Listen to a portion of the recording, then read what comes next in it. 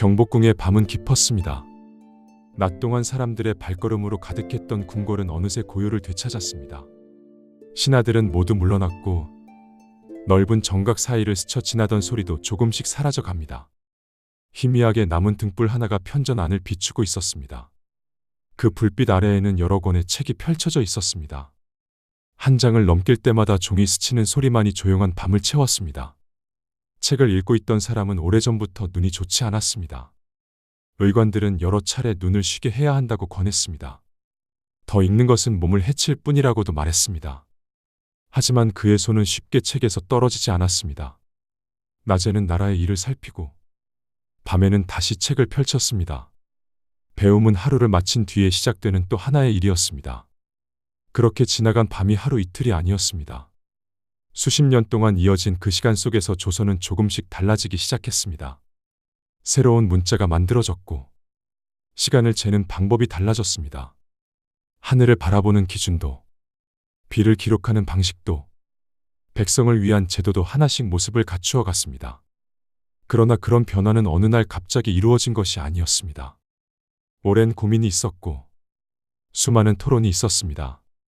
뜻을 함께하는 사람도 있었고 끝까지 반대하는 사람도 있었습니다. 기쁨만 있었던 것도 아니었습니다. 가까운 이를 잃는 아픔도 있었고 점점 쇠약해지는 몸으로 하루를 견뎌야 했던 시간도 있었습니다. 그럼에도 그는 멈추지 않았습니다. 더 많이 알기 위해서가 아니라 조금이라도 더 나은 나라를 만들기 위해 배우는 일을 계속했습니다. 오늘 밤 들려드릴 이야기는 위대한 업적만을 따라가는 기록이 아닙니다. 한 사람이 평생 무엇을 배우려 했는지, 무엇을 고민했는지, 그리고 그 시간이 어떻게 조선이라는 나라에 스며들었는지를 천천히 따라가려 합니다. 1397년 음력 4월 10일 한양 준수방에서 태종 이방원의 셋째 아들이 태어났습니다. 어릴 적 이름은 막동이었고 이름은 도였습니다. 훗날 사람들은 그를 세종이라 부르게 됩니다. 그가 태어난 무렵에 조선은 아직 건국된 지 6해밖에 지나지 않은 나라였습니다. 왕조는 막자리를 잡아가고 있었지만 나라 안에는 여전히 불안이 남아 있었습니다. 새로운 나라를 세우는 일은 끝났지만 그 나라를 안정시키는 일은 이제부터 시작이었습니다. 왕실 역시 예외는 아니었습니다. 태조의 여러 아들은 권력을 두고 두 차례 큰 충돌을 겪었고 많은 사람이 그 과정에서 목숨을 잃었습니다. 훗날 왕자의 난이라 불리게 되는 사건이었습니다. 그 경랑 끝에서 권력을 손에 넣은 사람이 바로 이방원이었습니다. 1400년 그는 왕위에 올라 태종이 되었고 어린 충령은 왕이 된 아버지 곁에서 성장하게 됩니다. 왕실은 누구보다 많은 것을 가진 공간처럼 보였지만 그만큼 많은 것을 잃을 수도 있는 곳이었습니다. 어린 충령은 그런 궁궐의 공기를 자연스럽게 익히며 자라났습니다. 충령에게는 두 형이 있었습니다. 맏형은 양녕대군, 둘째는 효령대군이었습니다. 조선은 맏아들이 왕위를 계승하는 것을 원칙으로 삼았습니다. 세자가 정해지면 특별한 사정이 없는 한 그 순서는 바뀌지 않았습니다. 셋째였던 충령은 처음부터 왕위와는 거리가 있었습니다. 그 덕분에 그는 비교적 자유롭게 학문에 몰두할 수 있었습니다. 실록에는 어린 충령이 책을 매우 가까이 했던 모습이 여러 차례 기록되어 있습니다. 한 번 책을 펼치면 좀처럼 손에서 놓지 않았고 시간이 날 때마다 새로운 글을 읽었습니다. 태종은 그런 아들을 걱정했습니다. 지나친 독서가 몸을 해칠 수 있다고 여겼기 때문입니다. 신하에게 책을 모두 치우게 했다는 기록도 남아 있습니다. 그러나 충령은 이부자리 사이에 숨겨두었던 책을 다시 꺼내 읽었다는 이야기도 함께 전해집니다. 이 일화가 실제 있었던 일인지는 분명하게 확인할 수 없습니다. 다만 당시 사람들은 세종을 떠올릴 때 가장 먼저 책을 사랑했던 왕자로 기억하고 있었음을 보여주는 기록입니다. 충령의 관심은 한 분야에 머물지 않았습니다. 유교 경전을 읽으며 나라를 다스리는 원리를 익혔고 역사서를 통해 오래전 왕조들의 흥망을 살폈습니다. 천문에 관한 책으로 하늘의 움직임을 이해하려 했으며 의수를 다룬 기록도 꾸준히 읽었습니다. 훗날 세종이 다양한 분야에서 깊은 식견을 보여줄 수 있었던 밑바탕은 이미 이 시기에 마련되고 있었습니다. 배움은 특별한 일이 아니라 그의 일상이었습니다. 시간이 흐르면서 왕실의 분위기에도 변화가 나타나기 시작했습니다. 왕실의 분위기가 달라지면서 가장 큰 변화는 세자 양녕대군에게 나타났습니다. 어린 시절의 양녕은 총명하다는 평가를 받았고 태종도 큰 기대를 걸고 있었습니다. 그러나 시간이 흐르면서 행동은 점차 달라졌습니다. 학문보다 사냥과 유흥을 즐겼고 세자로서 지켜야 할 예법을 여러 차례 어겼습니다.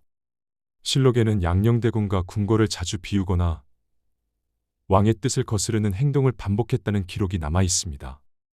어느 한 가지 사건 때문에 폐쇄자가 된 것은 아니었습니다. 오랜 시간 쌓여온 여러 문제가 결국 하나의 결론으로 이어진 것이었습니다. 태종은 쉽게 결정을 내리지 못했습니다. 맏아들을 폐한다는 것은 왕실뿐 아니라 나라 전체에도 큰 영향을 미치는 일이었기 때문입니다. 신하들 사이에서도 의견은 엇갈렸습니다. 세자를 그대로 두어야 한다는 주장과 새로운 세자를 세워야 한다는 의견이 함께 나왔습니다. 태종은 오랜 고민 끝에 결단을 내렸습니다. 1418년 양녕대군은 세자의 자리에서 물러났습니다. 이후 효령대군에게도 왕위 계승의 뜻이 있는지 살폈지만 효령대군은 스스로 사양했습니다. 결국 태종의 선택은 셋째 아들 충령이었습니다. 충령은 세자로 책봉되었습니다. 갑작스럽게 찾아온 변화였습니다. 왕위와 가장 거리가 멀다고 여겨졌던 왕자가 하루아침에 조선의 다음 임금이 될 사람이 된 것입니다. 하지만 충령은 들뜨거나 기뻐하는 모습을 보이지 않았습니다. 실록에는 세자가 된 뒤에도 이전과 다르지 않게 학문에 힘썼다는 기록이 남아 있습니다. 그에게 세자의 자리는 권력을 얻는 일이 아니라 더 큰 책임을 맡는 일이었습니다. 같은 해 태종은 왕위를 충령에게 물려주었습니다. 충령은 22살의 나이로 조선의 네 번째 임금이 되었습니다. 새로운 왕이 탄생했지만 태종은 곧바로 모든 권한을 내려놓지는 않았습니다. 상황이 된 뒤에도 군사와 외교를 비롯한 중요한 일에는 계속 관여했습니다. 젊은 왕은 아버지의 경험을 바탕으로 국정을 배워 나가야 했습니다. 세종의 시대는 그렇게 시작되었습니다. 그러나 새로운 왕 앞에는 평온한 시간만 기다리고 있던 것은 아니었습니다. 즉위와 함께 그는 나라를 안정시키고 자신의 통치를 하나씩 만들어 가야 하는 긴 여정을 시작하게 됩니다. 세종이 마주한 현실도 다르지 않았습니다. 조선의 임금이 되었지만 나라의 모든 권한이 곧바로 그의 손에 들어온 것은 아니었습니다. 태종은 왕위를 물려준 뒤에도 상황으로 남아 있었습니다. 겉으로는 세종이 조선을 다스리는 임금이었지만 군사에 관한 중요한 권한은 여전히 태종이 쥐고 있었습니다. 나라의 큰일을 결정하는 순간마다 아버지의 존재는 여전히 무겁게 자리하고 있었습니다. 세종에게 즉위 초기의 시간은 자신의 뜻을 펼치는 시기라기보다 왕이라는 자리를 더욱 깊이 배워가는 과정에 가까웠습니다. 왕위는 이어받았지만 통치는 아직 온전히 이어받지 못한 셈이었습니다. 즉위한 다음 해인 1419년 조선은 큰 군사 행동에 나섰습니다. 왜구의 근거지로 이용되던 대마도를 향해 군사를 보낸 것입니다. 이종무가 이끄는 조선군은 많은 병력과 선박을 이끌고 바다를 건넜습니다. 이번 원정의 목적은 대마도를 차지하는 데 있지 않았습니다. 왜구의 활동을 억제하고 조선의 연안을 지키기 위한 군사 행동이었습니다. 조선군은 여러 거점을 공격해 왜구의 기반을 무너뜨렸고 붙잡혀 있던 포로 일부를 구출하는 성과도 거두었습니다. 하지만 그 과정에서 적지 않은 피해도 따랐습니다. 결국 조선군은 대마도에 머무르지 않고 철수했습니다. 이 원정으로 모든 문제가 해결된 것은 아니었지만 이후 대마도는 다시 조선과 관계를 맺기를 원했습니다. 조선은 이를 받아들여 조공과 무역을 바탕으로 새로운 질서를 마련해 나갔습니다. 무력만으로 문제를 해결하기보다 외교를 함께 활용하는 길을 선택한 것입니다. 이 시기에 세종은 나라의 중요한 일들을 가까이에서 지켜보고 있었습니다. 신하들의 의견을 들었고 여러 보고를 살폈으며 국정이 움직이는 과정을 하루하루 익혀갔습니다. 하지만 나라의 방향을 결정하는 마지막 권한은 아직 태종에게 있었습니다. 젊은 왕에게는 자신의 뜻보다 먼저 따라야 할 결정도 적지 않았습니다. 답답한 순간도 있었을 것입니다. 그러나 훗날 세종이 자신만의 통치를 펼칠 수 있었던 밑바탕 역시 이 시기에 하나씩 다져지고 있었습니다. 얼마 지나지 않아 세종은 또 하나의 무거운 일을 마주하게 됩니다. 이번에는 나라 밖이 아니라 궁궐 안에서 일어난 일이었습니다. 왕비 심씨의 아버지인 시몬이 영의정에 올랐습니다. 새로운 왕이 즉위하면서 국구가 나라의 중요한 자리를 맡게 된 것입니다. 하지만 평온한 시간은 오래 이어지지 않았습니다. 시몬이 명나라의 사신으로 떠나 있는 동안 그의 동생 심정이 상왕의 군사권과 관련해 부적절한 말을 했다는 이야기가 태종의 귀에 들어갔습니다. 태종은 이를 매우 엄중하게 받아들였습니다. 시몬은 귀국하자마자 조사를 받았고 결국 목숨을 잃었습니다. 세종은 이미 왕위에 올라 있었습니다. 하지만 그 일을 막을 수는 없었습니다. 즉위한 지 얼마 지나지 않은 왕에게는 아직 상황의 결정을 거스를 힘이 없었습니다. 왕비는 아버지를 잃었고 세종은 가장 가까운 사람의 슬픔을 곁에서 지켜봐야 했습니다. 실록은 그날 세종이 어떤 마음이었는지 전하지 않습니다. 그가 무엇을 생각했는지 알 수 있는 기록도 남아있지 않습니다. 다만 이후의 기록에서는 세종이 신하들의 말을 쉽게 끊지 않는 모습을 자주 볼 수 있습니다. 자신과 다른 의견이라도 끝까지 들은 뒤 판단을 내리는 일이 여러 차례 이어졌습니다. 그 변화가 시몬 사건 때문이었다고 단정할 수는 없습니다. 하지만 젊은 왕이 즉위 초기에 겪은 가장 무거운 경험 가운데 하나였음은 분명해 보입니다. 1422년 태종이 세상을 떠났습니다. 세종의 나이는 26이었습니다. 오랫동안 조선을 이끌었던 선왕의 시대가 막을 내렸습니다. 그와 함께 세종 앞에 드리워져 있던 가장 큰 그림자도 사라졌습니다. 이제 나라의 모든 결정은 온전히 그의 책임이 되었습니다. 왕의 자리는 더 이상 곁에서 배우는 자리가 아니었습니다. 스스로 판단하고 스스로 책임져야 하는 시간이 시작된 것입니다. 그 무렵 세종은 나라를 오래 지탱하는 힘이 무엇인지를 차츰 분명하게 바라보기 시작했습니다. 그 답은 사람에게 있었습니다. 나라를 오래 지탱하는 힘은 무엇일까요? 튼튼한 군대일 수도 있고 넓은 영토일 수도 있습니다. 하지만 세종은 그보다 먼저 사람을 떠올렸습니다.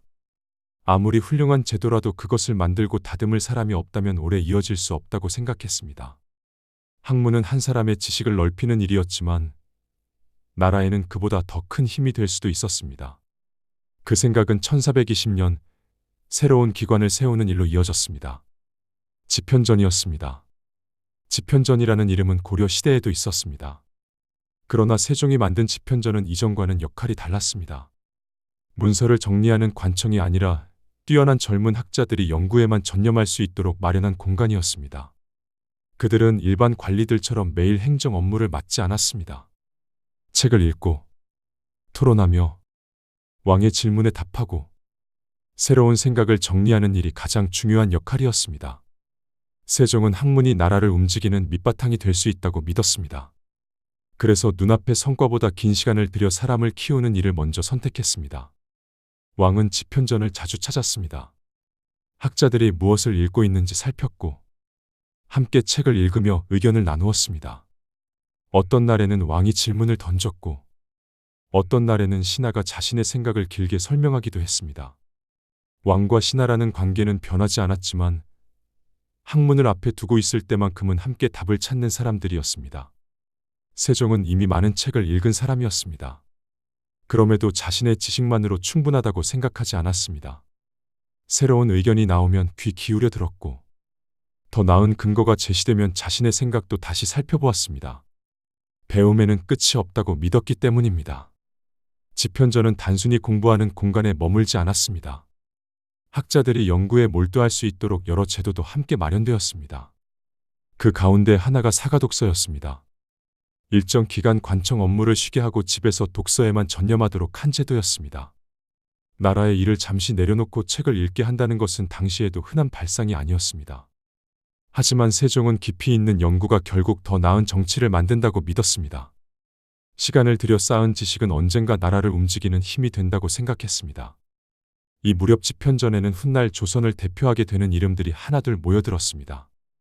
정인지, 성삼문, 신숙주, 박팽년, 최양. 이게 그들은 아직 젊은 학자들이었습니다. 배우고 토론하며 생각을 넓혀 가던 사람들이었습니다. 훗날 훈민정음을 비롯한 여러 편찬 사업에서 중심이 되는 인물들 대부분이 이곳에서 성장했습니다. 세종은 사람의 재능이 충분히 꼽힐 때까지 기다릴 줄 아는 왕이었습니다. 물론 세종이 아낀 사람은 집현전 학자들만이 아니었습니다. 나라에는 다양한 재능이 필요했습니다. 북쪽 국경을 지킬 장수도 있어야 했고 음악을 바로 세울 사람도 있어야 했으며 새로운 기계를 만들 기술자도 필요했습니다. 세종은 출신보다 능력을 먼저 살폈습니다. 그 대표적인 인물이 장영실입니다. 그는 관노 출신이었습니다. 당시의 신분 질서에서는 높은 자리에 오르기 어려운 사람이었습니다. 그러나 뛰어난 기술만큼은 누구도 쉽게 부정할 수 없었습니다. 세종은 그의 재능을 믿었고 명나라에서 기술을 익히게 한 뒤 관직까지 맡겼습니다. 신분보다 능력을 먼저 선택한 결정이었습니다. 이 일은 당시에도 적지 않은 반발을 불러왔지만 세종은 끝까지 뜻을 굽히지 않았습니다. 배움은 궁궐 안에서도 계속되었습니다. 세종은 경연을 매우 중요하게 여겼습니다. 경연은 왕과 신하들이 함께 경서와 역사서를 읽으며 토론하는 자리였습니다. 형식적인 의례가 아니었습니다. 나라의 문제를 함께 고민하고 옛 기록에서 답을 찾으며 더 나은 정치를 모색하는 시간이었습니다. 몸이 아프거나 특별한 사정이 있는 날이 아니라면 경연은 좀처럼 거르지 않았습니다. 토론이 끝난 뒤에도 이야기는 쉽게 끝나지 않았습니다. 남은 학자들과 계속 의견을 나누는 날도 많았습니다. 실록에는 경연이 너무 길어져 신하들이 조용히 자리를 피하려 했다는 기록까지 남아 있습니다. 그만큼 세종은 배우는 일을 즐겼습니다. 왕이 된 뒤에도 공부를 끝냈다고 생각하지 않았습니다. 오히려 더 많이 알아야 할 이유가 늘어났다고 여겼습니다. 사람을 키우는 일에는 긴 시간이 필요했습니다. 눈앞에서 곧바로 성과가 나타나는 일도 아니었습니다. 하지만 세종은 조급해하지 않았습니다. 그렇게 모인 사람들과 함께 조선은 새로운 답을 하나씩 만들어 갔습니다. 그 변화는 궁궐 안의 학문에만 머물지 않았습니다. 이제 그 시선은 나라의 경계를 지키는 일로도 이어지고 있었습니다. 그 무렵 조선의 북쪽은 아직 안정되었다고 말하기 어려웠습니다. 압록강과 두만강 일대에는 여러 여진 부족이 흩어져 살고 있었습니다. 그들은 때때로 국경을 넘어 마을을 약탈했고 북방에 살던 백성들은 오랫동안 불안 속에서 살아가야 했습니다. 궁궐 안에서 아무리 제도를 잘 마련해도 국경이 흔들리면 백성의 삶은 편안할 수 없었습니다. 세종은 나라를 지키는 일 역시 학문만큼 중요하게 여겼습니다. 하지만 북방의 문제를 한 가지 방법으로만 해결하려 하지는 않았습니다. 군사가 필요한 곳에는 군사를 보냈고 대화가 가능한 곳에는 손을 내밀었습니다. 상황에 맞는 방법을 선택하는 것이 오래갈 길이라고 생각했습니다. 군사적인 일을 맡은 대표적인 인물은 최윤덕과 김종서였습니다. 세종은 두 사람을 깊이 신뢰했고 북방의 일을 오랫동안 맡겼습니다. 1433년 최윤덕은 여진 세력이 근거지로 삼고 있던 파저강 일대를 공격했습니다. 조선군은 여러 거점을 무너뜨리며 북쪽으로 진출했습니다. 이 원정 이후 압록강 상류에는 4개의 군이 설치되었습니다. 여연, 자성, 무창, 우예였습니다. 새로운 고을이 생긴다는 것은 단순히 땅이 넓어졌다는 뜻만은 아니었습니다. 사람이 살아야 했고 관청이 세워져야 했으며 농사를 짓고 마을이 자리 잡아야 비로소 나라의 땅이 될 수 있었습니다. 두만강 일대에서도 같은 노력이 이어졌습니다. 이번에는 김종서가 중심이 되었습니다. 그는 오랜 세월 북방에 머물며 국경을 정비했습니다. 종성, 원성, 회령, 경원, 경흥, 부령 6개의 진이 차례로 설치되면서 두만강 유역에도 조선의 행정력이 차츰 뻗어갔습니다. 그 과정은 결코 짧지 않았습니다. 여진의 저항은 계속되었고 험한 자연환경도 견뎌야 했습니다. 긴 시간이 흐른 뒤에야 북방은 서서히 안정을 되찾기 시작했습니다. 오늘날 한반도 북부 국경의 바탕이 된 지역도 대부분 이 시기에 마련되었습니다. 세종은 힘만으로 국경을 지키려 하지 않았습니다. 싸우지 않고도 함께 살아갈 수 있다면 그 길 또한 중요하다고 생각했습니다. 여진의 지도자들에게 관직을 내리고 생활에 필요한 물자를 지원하며 조선의 질서 안으로 받아들이는 정책도 함께 시행했습니다. 복속한 사람에게는 조선식 이름과 성을 내려주고 관리로 임명하기도 했습니다. 국경을 안정시키는 일은 적을 물리치는 것만으로 이루어지지 않았습니다. 사람을 받아들이는 일 또한 그만큼 중요했습니다. 남쪽 바다에서도 풀어야 할 과제가 남아 있었습니다. 대마도 정벌 이후에도 일본과의 관계는 쉽게 안정되지 않았습니다. 교역은 계속되어야 했지만 외구의 활동은 여전히 경계해야 했습니다. 세종은 이 문제 역시 극단적인 방법보다 질서를 세우는 길을 선택했습니다. 1443년 조선은 대마도주와 새로운 약조를 맺었습니다. 대마도가 조선으로 보낼 수 있는 배의 수를 제한했고 무역이 허용되는 항구도 3곳으로 정했습니다. 부산포, 내이포, 연포였습니다. 대마도의 배는 이곳에서만 교역할 수 있었고 조선은 그 대가로 쌀과 콩 같은 물자를 공급했습니다. 문을 완전히 닫지도 않았고 아무 제한 없이 열어두지도 않았습니다. 일정한 기준을 세우고 그 안에서 관계를 이어간 것입니다. 세종은 전쟁을 피하기 위해 준비했고 평화를 지키기 위해 원칙을 세웠습니다. 튼튼한 국경과 안정된 외교는 서로 다른 일이 아니었습니다. 백성이 안심하고 살아갈 수 있는 나라를 만드는 같은 길이었습니다. 그 무렵 궁궐 안에서는 또 다른 변화도 차곡차곡 쌓여가고 있었습니다. 사람들의 하루를 더 정확하게 기록하고 하늘의 움직임을 살피며 자연을 이해하려는 노력도 하나씩 결실을 맺기 시작했습니다. 나라의 바깥이 차츰 안정을 되찾으면서 세종의 시선은 다시 궁궐 안으로 향했습니다. 그가 관심을 기울인 것은 화려한 건축도 아니었고 새로운 무기를 만드는 일도 아니었습니다. 사람들이 살아가는 하루를 더욱 정확하게 만드는 일이었습니다. 시간을 알기 쉽게 하고 하늘의 움직임을 바르게 이해하며 자연의 변화를 있는 그대로 기록하는 일. 세종은 그것이 결국 백성을 위한 정치로 이어진다고 믿었습니다. 그 무렵 궁궐에는 특별한 재능을 지닌 한 사람이 있었습니다. 장영실이었습니다. 그는 동래현의 관노 출신이었습니다. 당시 신분 질서에서는 가장 낮은 계층에 속한 사람이었습니다.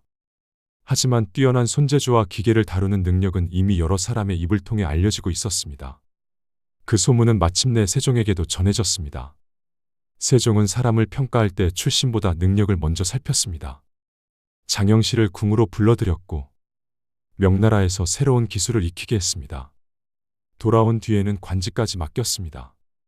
신분을 이유로 반대하는 목소리도 적지 않았지만 세종은 끝내 뜻을 바꾸지 않았습니다. 나라에 필요한 재능이라면 마땅히 그 재능을 써야 한다고 여겼기 때문입니다. 1434년 장영실은 자격루를 완성했습니다. 물을 이용해 시간을 재고 정해진 시각이 되면 스스로 종과 북을 울리는 물시계였습니다. 그전에도 물시계는 있었습니다. 하지만 사람이 곁에서 계속 살펴야 했습니다. 자격루는 달랐습니다. 물이 일정하게 흐르는 힘을 이용해 스스로 시간을 알렸습니다. 그 소리는 경복궁의 하루를 알리는 기준이 되었고 조선의 공식 시각도 그에 맞추어 움직이기 시작했습니다. 시간을 기록하는 방식이 한층 더 정확해진 것입니다. 장영실은 해시계 제작에도 참여했습니다. 앙부일구였습니다. 햇빛이 만드는 그림자를 이용해 시간을 읽는 기구였습니다. 세종은 이 해시계를 궁궐 안에만 두지 않았습니다. 사람들이 자주 오가는 길목에도 설치하게 했습니다. 그를 모르는 백성도 쉽게 시간을 알 수 있도록 눈금 옆에는 동물 그림까지 함께 새겼습니다. 시간은 일부 사람만을 위한 것이 아니라 누구나 함께 사용할 수 있는 기준이 되어야 한다고 생각했습니다. 세종의 관심은 시간에만 머물지 않았습니다. 하늘 또한 더욱 정확하게 이해하고자 했습니다. 혼천에 간이, 규표와 같은 천문 관측 기구가 차례로 만들어졌습니다. 이 기구들은 경복궁 북쪽의 간이대에 설치되었습니다. 해와 달, 별의 움직임을 꾸준히 살피며 기록했습니다. 그 일은 단순히 하늘을 관찰하기 위한 것이 아니었습니다. 절기를 바로 세우고 농사의 시기를 판단하며 나라의 역법을 정확하게 만들기 위해 반드시 필요한 과정이었습니다. 세종은 조선의 하늘을 조선의 기준으로 이해하고자 했습니다. 1441년에는 또 하나의 중요한 변화가 이루어졌습니다. 치거기가 만들어진 것입니다. 세자가 처음 아이디어를 제안했다는 기록이 남아있지만 이를 나라의 제도로 자리 잡게 한 사람은 세종이었습니다. 그 전까지는 비가 얼마나 내렸는지 정확하게 알기 어려웠습니다. 땅에 스며든 깊이를 살펴 짐작하는 정도였습니다. 하지만 토질은 지역마다 달랐습니다. 같은 비가 내려도 결과는 달라질 수밖에 없었습니다.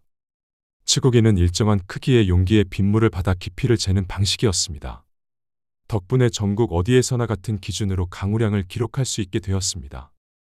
이 변화는 단순히 새로운 기계를 만든 일이 아니었습니다. 조선은 농업을 바탕으로 살아가는 나라였습니다.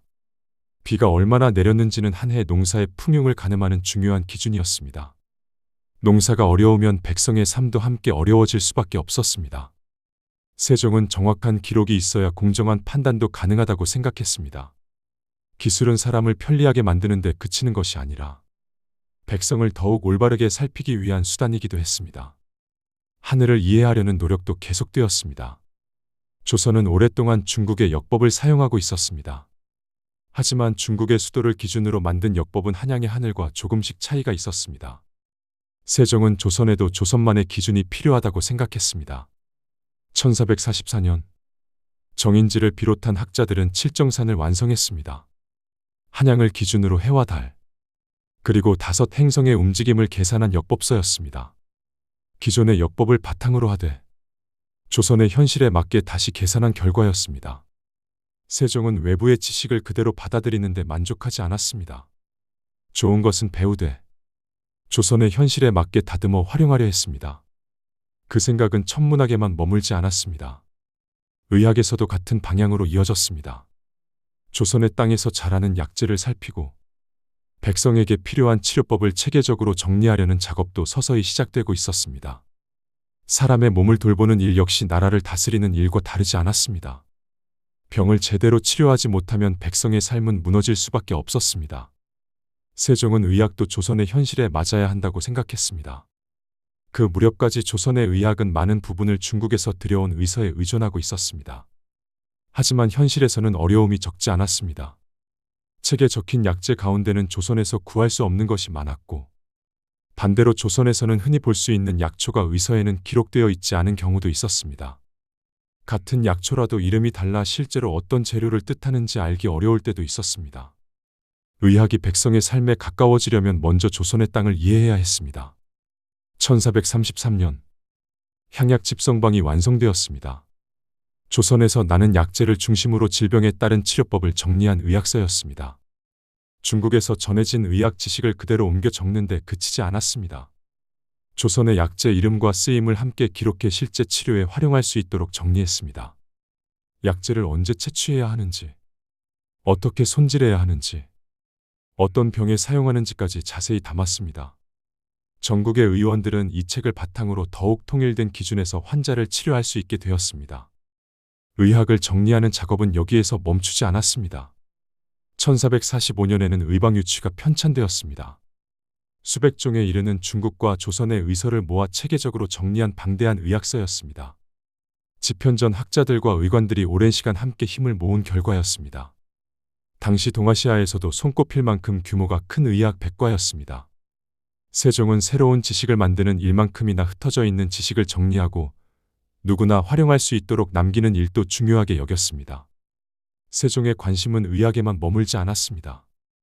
음악 역시 나라를 이루는 중요한 질서 가운데 하나였습니다. 궁중의 의례가 바르게 이루어지려면 그에 걸맞은 음악도 바로 서야 했습니다. 이 일을 맡은 사람이 박연이었습니다. 그는 고려 말에 태어나 조선 초에 활동한 음악가였습니다. 궁중에서 연주하는 아악을 정비하는 일을 오랫동안 맡았습니다.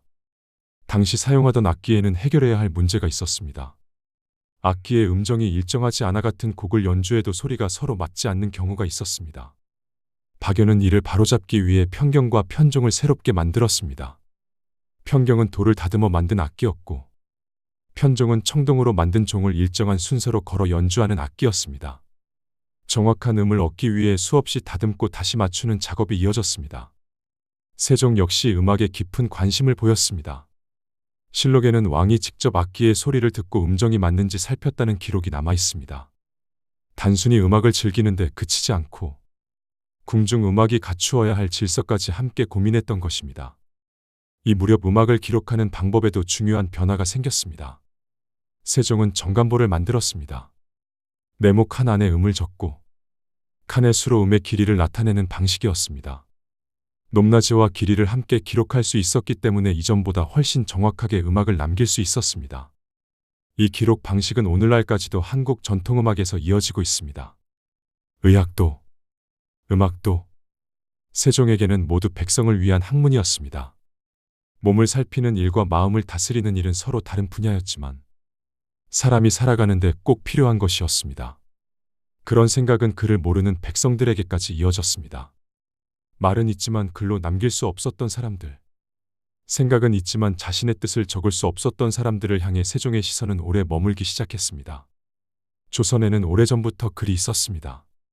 하지만 그 글은 모든 사람의 것이 아니었습니다. 공문서를 작성하는 관리도, 학문을 연구하는 선비도, 법을 기록하는 조정도 모두 한자를 사용했습니다. 한자는 오랜 교육이 필요한 문자였습니다. 양반 남성에게조차 익히기 쉽지 않았고 평범한 백성에게는 더욱 먼 존재였습니다. 억울한 일을 당해도 자신의 사정을 글로 적을 수 없었고 법이 있어도 그 내용을 직접 읽기는 어려웠습니다. 말은 누구나 할 수 있었지만 그 말을 글로 남길 수 있는 사람은 많지 않았습니다. 세종은 오래전부터 그런 현실을 바라보고 있었습니다. 1443년 겨울, 조선에는 새로운 문자가 만들어졌습니다. 훗날 한글이라 불리게 되는 훈민정음이었습니다. 실록에는 짧은 기록 하나가 남아 있습니다. 그해 12번째 달, 임금이 친히 28글자를 만들었다는 내용입니다. 몇 줄 되지 않는 기록이지만 그 안에는 조선 역사뿐 아니라 세계 문자사에서도 드문 사실이 담겨 있습니다. 새로운 문자를 누가 만들었는지, 어떤 뜻으로 만들었는지가 분명하게 기록으로 남아있기 때문입니다. 세종이 새로운 문자를 만든 이유는 훗날 훈민정음 해례본 서문에 직접 남겨두었습니다. 조선의 말은 중국과 달라 한자로는 제대로 표현하기 어렵고 백성 가운데는 하고 싶은 말이 있어도 끝내 글로 남기지 못하는 사람이 많다고 적었습니다. 그래서 누구나 쉽게 익혀 편안하게 사용할 수 있는 글자를 만들고자 했다고 밝혔습니다. 훈민정음은 학자를 위한 문자가 아니라 글을 배우기 어려웠던 사람들을 위한 문자였습니다.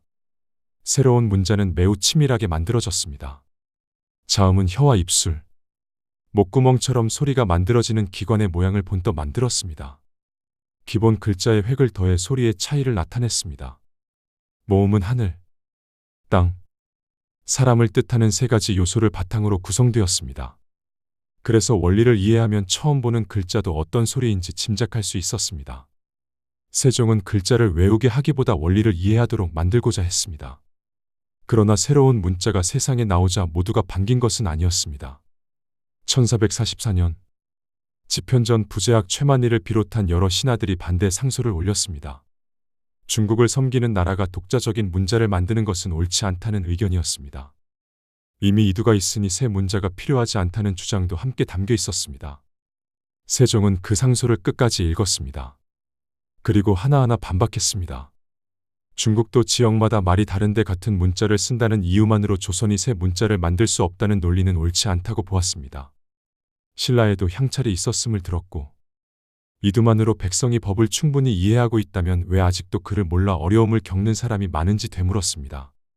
세종에게 중요한 것은 중국의 제도를 따르는 일이 아니라 조선 백성이 실제로 글을 사용할 수 있는가 하는 문제였습니다. 반대 상소를 올렸던 신하들은 잠시 옥에 갇혔다가 곧 풀려났습니다. 하지만 훈민정음을 만드는 일은 멈추지 않았습니다. 연구는 계속되었고 새로운 문자를 어떻게 설명하고 활용할 것인지에 대한 작업도 함께 이루어졌습니다. 1446년, 훈민정음은 마침내 세상에 반포되었습니다. 오늘날 한글날의 기준이 되는 해입니다. 그렇다고 곧바로 온 나라가 새 문자를 사용한 것은 아니었습니다. 조정의 공식 문서는 여전히 한문으로 작성되었습니다. 학문을 연구하는 선비들 역시 한자를 중심으로 글을 썼습니다. 새 문자는 오히려 궁중의 여성들과 일반 백성들의 삶 속으로 조금씩 스며들었습니다. 불경을 우리말로 옮기는 데에도 쓰였고 편지를 주고받는 데에도 사용되었습니다. 그렇게 조용히 퍼져나간 글자는 오랜 세월을 지나 오늘날 우리가 사용하는 문자로 이어졌습니다. 세종이 만들고자 했던 것은 단순한 글자가 아니었습니다. 누구나 자신의 생각을 글로 남길 수 있는 길이었습니다. 그 뜻은 문자에서 끝나지 않았습니다. 백성이 살아가는 삶을 조금 더 공정하게 만들기 위한 고민은 세금과 법을 다듬는 일로도 이어지고 있었습니다. 백성의 삶은 해마다 같지 않았습니다. 비가 많이 오는 해도 있었고 가뭄이 이어지는 해도 있었습니다.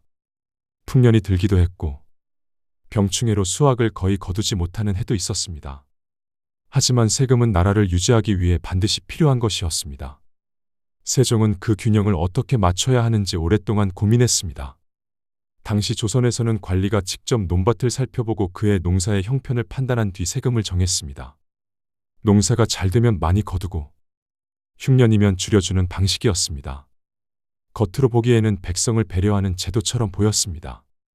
하지만 시간이 흐르면서 여러 문제가 드러났습니다. 같은 땅이라도 관리에 따라 평가가 달라졌고 그 과정에서 부정이 생기기도 했습니다. 어떤 곳은 실제보다 풍년으로 기록되었고 어떤 곳은 흉년으로 기록되었습니다. 세금을 결정하는 기준이 사람마다 달랐던 것입니다. 세종은 보다 일관된 기준이 필요하다고 생각했습니다. 그래서 새로운 세금 제도를 마련하려 했습니다. 토지의 비옥한 정도와 그의 농사의 형편을 함께 고려해 세금을 정하는 공법이었습니다. 누가 조사하느냐에 따라 결과가 달라지는 일을 줄이고 보다 공정한 기준을 세우려는 시도였습니다. 그러나 세종은 자신의 생각만으로 제도를 바꾸지 않았습니다.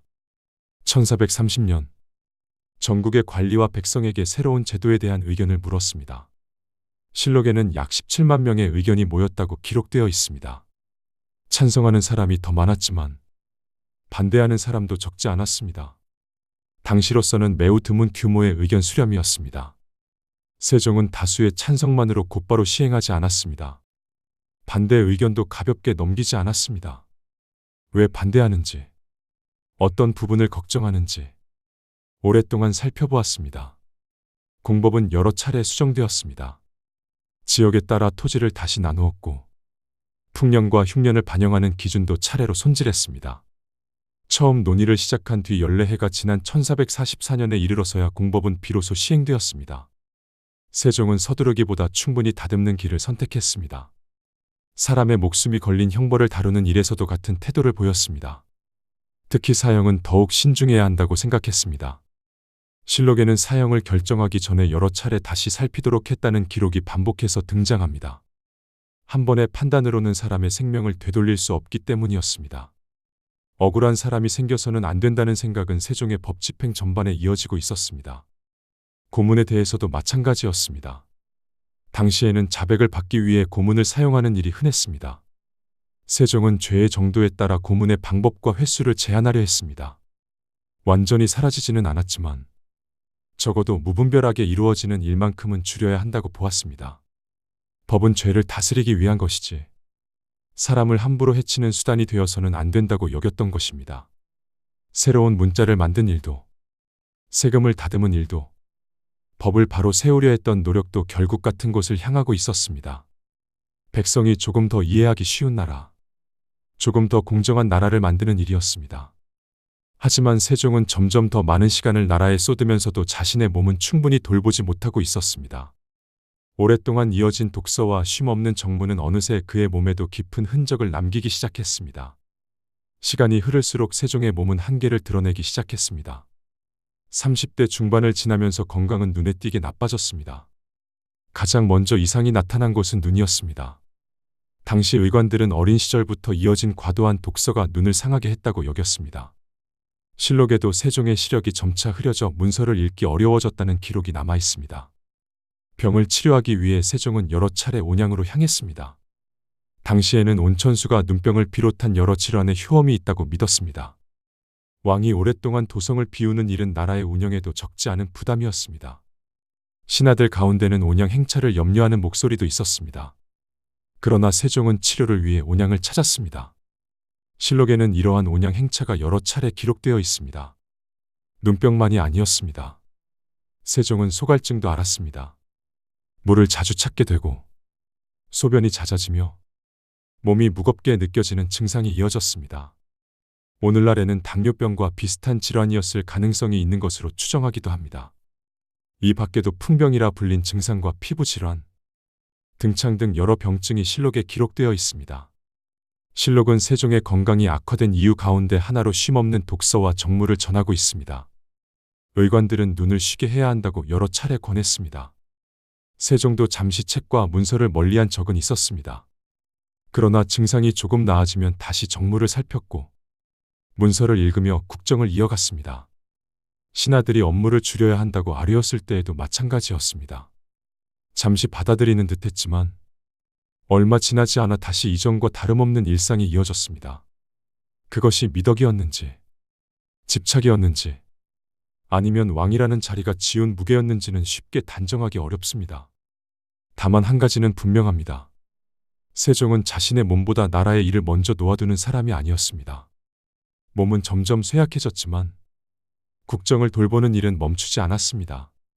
실록에는 시력이 크게 떨어진 뒤에도 신하들의 보고를 귀로 듣고 구술로 답을 내렸다는 기록이 남아 있습니다.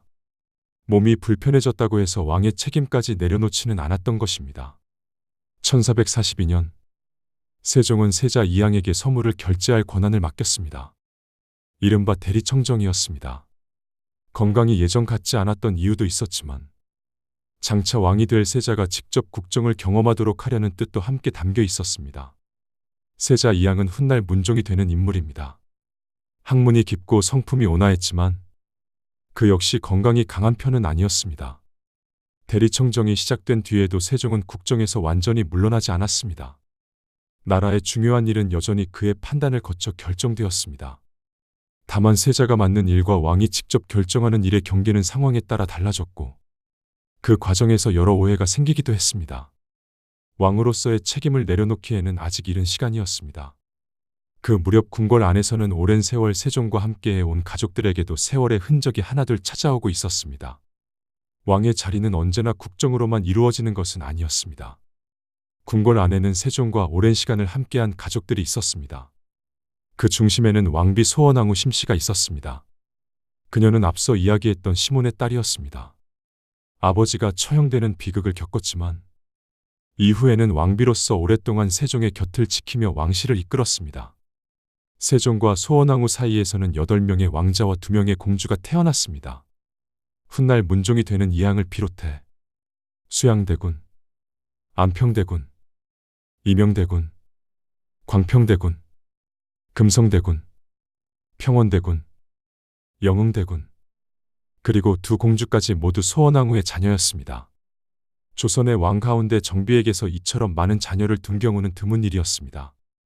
왕실은 긴 세월 이들과 함께 시간을 쌓아갔습니다. 1446년 음력 3월 소원왕후는 세상을 떠났습니다. 공교롭게도 그 해는 훈민정음이 반포된 해이기도 했습니다. 새로운 문자가 세상에 알려진 해, 세종은 평생을 함께해온 왕비와 이별해야 했습니다. 그 슬픔은 궁궐 안에도 오래도록 남았습니다. 왕비를 떠나보낸 뒤 세종은 궁궐 안에서 불교 의식을 거행하도록 했습니다. 제를 올리고 불경을 읽게 했습니다. 이 일은 조정의 큰 논쟁으로 번졌습니다. 유교를 나라의 근본으로 삼는 조선에서 궁궐 안에 불교 의식을 여는 것은 옳지 않다는 의견이 이어졌습니다. 신하들은 여러 차례 반대의 뜻을 올렸습니다. 그러나 세종은 그 의견을 받아들이지 않았습니다. 평소에는 신하들의 의견을 충분히 듣고 신중하게 판단하던 왕이었지만 이 문제만큼은 자신의 결정을 바꾸지 않았습니다. 세종의 여러 아들 가운데 훗날 가장 널리 알려지는 2 사람이 있었습니다. 수양대군과 안평대군이었습니다. 수양대군은 강인하고 적극적인 성품으로 알려져 있었습니다.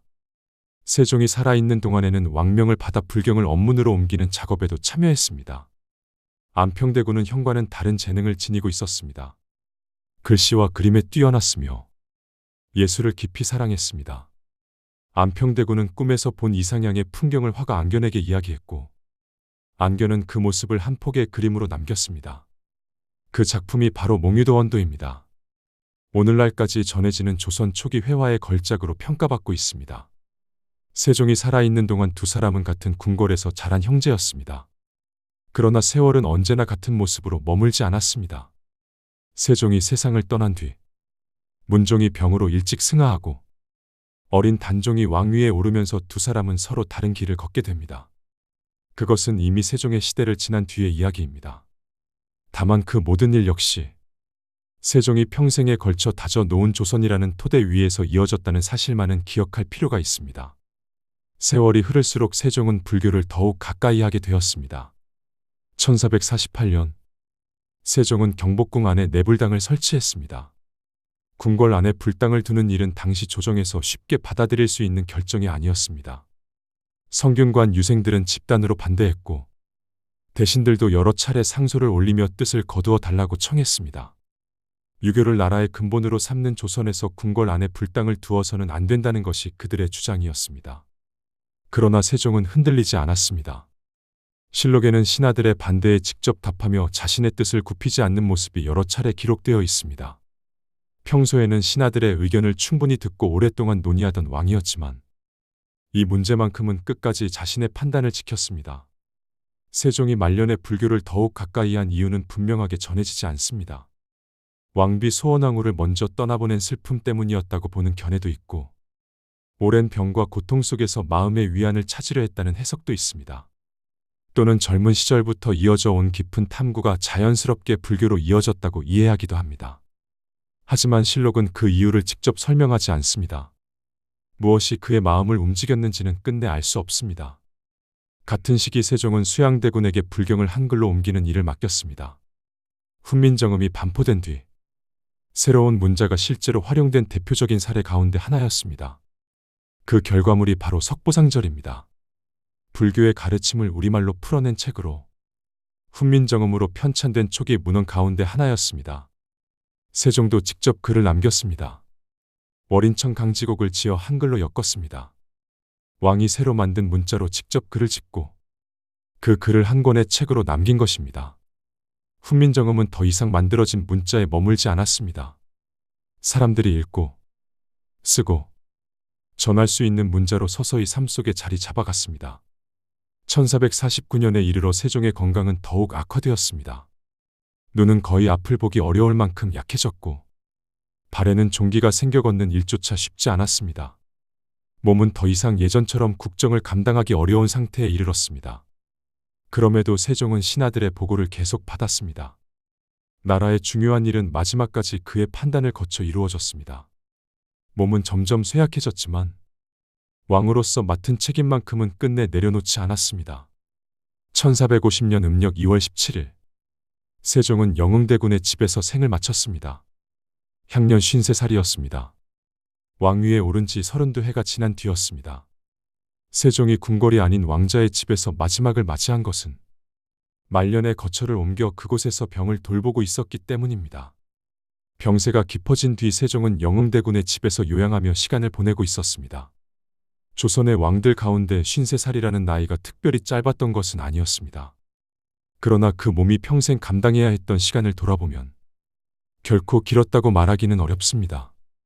오랫동안 이어진 병, 끊이지 않았던 정무, 그리고 밤늦도록 계속된 독서, 그것이 세종의 삶을 이루고 있었습니다. 세종이 세상을 떠난 뒤 묘호는 세종으로 정해졌습니다. 능은 처음에는 헐릉 서쪽에 마련되었습니다. 이후 성종 때 지금의 경기도 여주로 옮겨졌고 오늘날 영릉이라는 이름으로 전해지고 있습니다. 왕은 세상을 떠났지만 그가 남긴 것들은 그대로 남았습니다. 훈민정음은 처음부터 널리 쓰인 문자가 아니었습니다. 한자를 익힌 지식인들은 오랫동안 한문을 중심으로 글을 썼고 공식 문서 역시 대부분 한문으로 작성되었습니다. 오히려 궁중의 여성들과 불경을 우리말로 옮긴 언에서 편지와 소설을 통해 한글은 서서히 사람들의 삶 속으로 퍼져 나가기 시작했습니다. 조선 후기에 이르러 한글 소설이 널리 읽히게 되었고 근대에 들어 한글은 마침내 우리나라의 공식 문자로 자리 잡았습니다. 칠정산과 치국이, 앙부일구와 자경루는 당시 조선의 기술 수준을 보여주는 성과였습니다.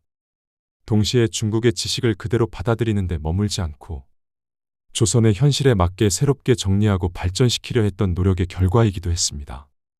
향약 집성방과 의방유취 역시 백성의 건강을 위해 지식을 체계적으로 정리하려 했던 결실이었습니다. 사금과 육진의 설치는 오늘날 한반도 북쪽 국경의 바탕이 되었습니다. 그러나 세종의 유산은 이러한 업적만으로 설명하기에는 부족합니다. 세종은 결정을 내리는 방식에서도 자신만의 모습을 남겼습니다. 공법을 마련하는 과정에서 전국의 의견을 모았고 신하들의 반대 상소에는 논리로 답했습니다. 매일 경연을 열며 배우기를 멈추지 않았고 옳다고 믿는 일이라도 오랜 논의를 거쳐 다듬어 갔습니다. 그 과정 역시 세종이 남긴 중요한 유산이었습니다. 물론 세종의 삶에 아쉬움이 없었던 것은 아닙니다.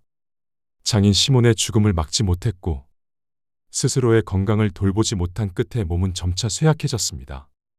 불교를 둘러싼 문제로 신하들과 크게 의견을 달리하기도 했고 말년의 대리청정은 왕과 세자의 권한을 둘러싼 새로운 과제를 남기기도 했습니다. 또한 세종이 세상을 떠난 뒤에는 그가 아끼던 아들들이 서로 다른 길을 걸으며 비극적인 운명을 맞이하게 됩니다. 그 모든 것을 함께 돌아보더라도 세종은 조선 500년 역사에서 가장 많은 지식과 제도를 남긴 임금 가운데 한 사람이었습니다. 그러나 그것은 한 사람의 힘만으로 이루어진 결과는 아니었습니다. 집현전 학사들이 있었고 장영실이 있었으며 박연과 김종서, 최윤덕을 비롯한 많은 사람들이 함께했습니다.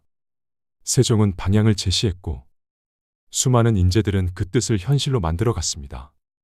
그의 시대는 뛰어난 한 사람의 시대이면서도 함께 지혜를 모아 나라를 만들어간 시대였습니다. 그 이야기는 왕의 마지막과 함께 끝난 것이 아니라 세종이 남긴 기록과 사람들을 통해 이후의 조선으로 이어지게 됩니다. 세종의 하루는 해가 떠오르기 전부터 시작되었습니다. 실록에 남아있는 여러 기록을 따라가다 보면 왕으로 살아간 하루의 모습을 어느 정도 그려볼 수 있습니다. 아침 조회를 마친 뒤 세종은 여러 관청에서 올라온 보고를 차례로 받았습니다. 이조, 호조, 예조, 병조, 형조, 공조까지 6관청에서 올린 사안을 하나씩 살피며 결정을 내렸습니다. 어떤 일은 그 자리에서 바로 답을 내렸고 더 논의가 필요하다고 판단되면 집현전 학자들을 불러 의견을 들었습니다. 때로는 결정을 서두르지 않고 시간을 두고 다시 검토하기도 했습니다. 세종이 신하들의 의견을 듣는 방식은 당시에도 특별한 편이었습니다. 신하가 왕과 다른 생각을 말하더라도 곧바로 꾸짖거나 물러나게 하지 않았습니다. 먼저 그렇게 생각하는 이유를 물었습니다. 실록에는 신하의 설명을 듣고 자신의 생각을 바꾼 기록도 남아있고 반대로 논거가 충분하지 않다고 판단해 처음 결정을 유지한 사례도 함께 기록되어 있습니다. 세종에게 토론은 형식적인 절차가 아니라 결정을 더 나은 방향으로 이끌기 위한 과정이었습니다. 물론 언제나 신하들의 의견을 받아들인 것은 아니었습니다. 세종에게도 끝까지 지키려는 뜻이 있었습니다. 훈민정음을 만들었을 때 최만리를 비롯한 신하들이 강하게 반대했지만 세종은 자신의 판단을 굽히지 않았습니다. 말년에 내불당을 설치했을 때에도 성균관 유생들과 대신들의 반발이 이어졌지만 그 역시 결정을 바꾸지 않았습니다. 세종은 경청하는 왕이었지만 경청이 곧 자신의 뜻을 포기한다는 의미는 아니었습니다. 실록을 살펴보면 세종의 시대에는 유난히 많은 신하들의 이름이 등장합니다. 그만큼 다양한 의견이 조정해서 오갔다는 뜻이기도 합니다. 이름이 널리 알려진 대신들뿐 아니라 지방 수령들의 보고와 군관들의 의견까지 기록으로 남아 있습니다. 세종의 조정은 한 사람의 생각으로 움직이는 공간이 아니라 여러 사람의 목소리가 함께 모이는 자리였습니다. 말년에 이르러 세종 곁에서 특히 중요한 역할을 한 인물 가운데 한 사람이 황희였습니다. 황희는 태종 때부터 관직에 있었고 세종 시대에는 영의정으로 오랫동안 국정을 이끌었습니다. 두 사람은 모든 일에서 같은 생각을 하지는 않았습니다. 의견이 엇갈리는 일도 있었지만 서로를 향한 신뢰는 오래 이어졌습니다. 황희는 80이 넘는 나이까지 세종의 곁에서 나라를 위해 힘을 보탰습니다. 맹사성 역시 세종시대를 대표하는 신하였습니다. 예학과 의례에 밝았고 궁중음악을 정비하는 일에도 함께했습니다. 청렴하고 소탈한 인품으로도 널리 알려져 있었으며 세종은 그의 경험과 식견을 깊이 신뢰했습니다. 세종시대를 대표하는 수많은 업적은 어느 한 사람의 힘으로 이루어진 것이 아니었습니다. 왕이 방향을 제시하면 신하들은 그것을 논의하고 다듬고 현실에서 실현할 방법을 찾아 나갔습니다. 그 과정 속에서 자경루가 만들어졌고 치국이가 완성되었으며 훈민정음도 세상에 나올 수 있었습니다. 세종의 시대는 뛰어난 임금 한 사람의 시대인 동시에 서로의 지혜를 모아 나라를 만들어 간 사람들이 함께 이루어낸 시간이기도 했습니다. 세종의 시대를 돌아보면 눈에 보이는 발명품만큼이나 중요한 것이 있습니다. 바로 수많은 책을 만들고 정리한 일입니다. 세종이 왕위에 있었던 32해 동안 조선에서는 여러 분야의 지식을 기록하고 체계적으로 정리하는 작업이 끊임없이 이어졌습니다. 그 규모를 살펴보면 오늘날에도 놀라울 정도입니다. 역사 분야에서는 고려사의 편찬 작업이 본격적으로 진행되었습니다. 고려가 멸망한 뒤에도 이전 왕조의 역사를 어떻게 정리할 것인가는 중요한 과제로 남아 있었습니다. 세종 때 정인지를 비롯한 학자들이 중심이 되어 편찬 작업을 이어갔고 완성은 세종이 세상을 떠난 뒤 문종대에 이루어졌습니다. 새로운 나라를 세웠다고 해서 이전 시대를 잊지 않고 역사로 남기려 했던 것입니다. 농업 분야에서도 중요한 변화가 있었습니다.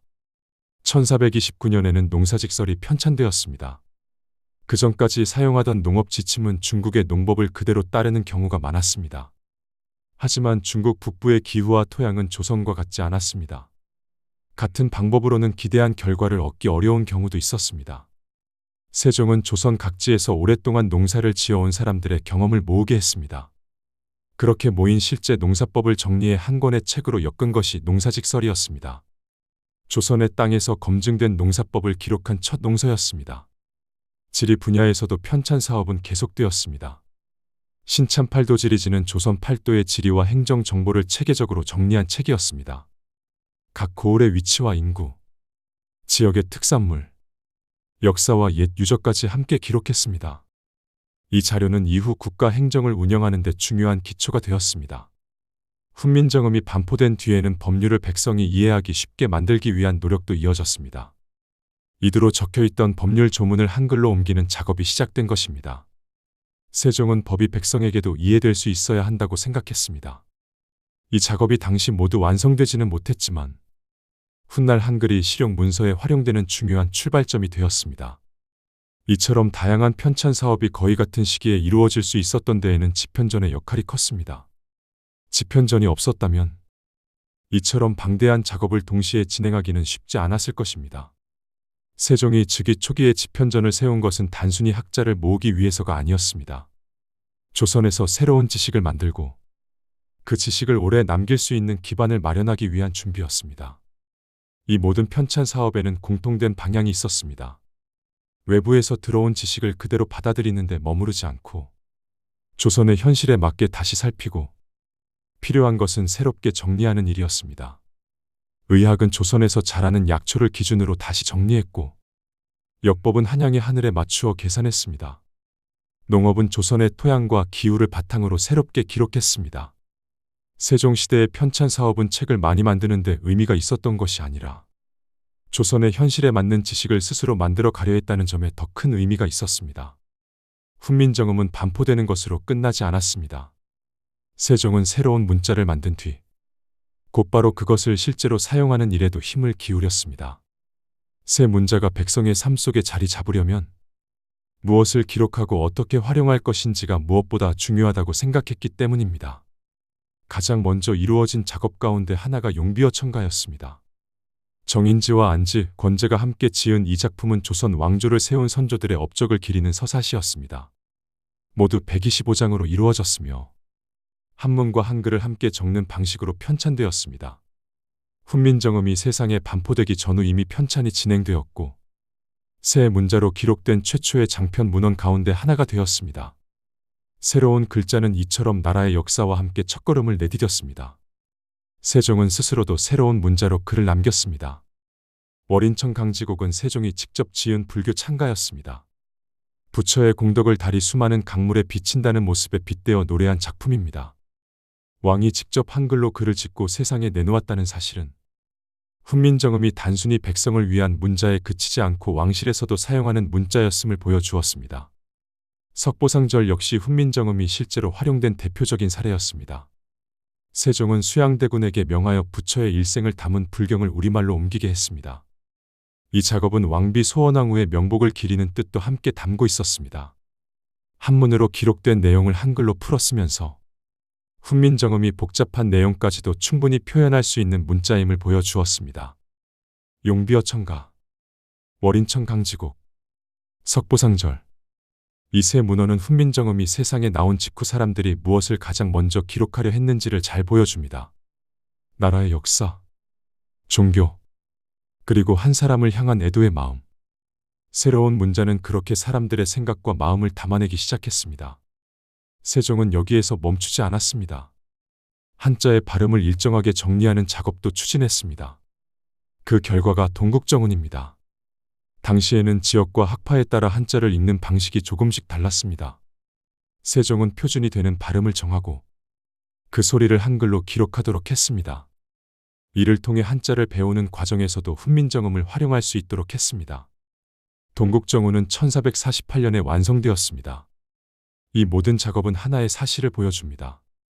훈민정음은 만들어진 뒤 오랫동안 잠들어 있었던 문자가 아니었습니다.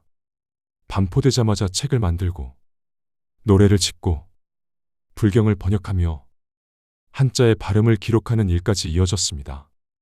세종은 새로운 문자를 만든 데서 그치지 않았습니다. 그 문자로 무엇을 기록하고 어떻게 사람들의 삶 속에 뿌리내리게 할 것인지까지 함께 고민했습니다.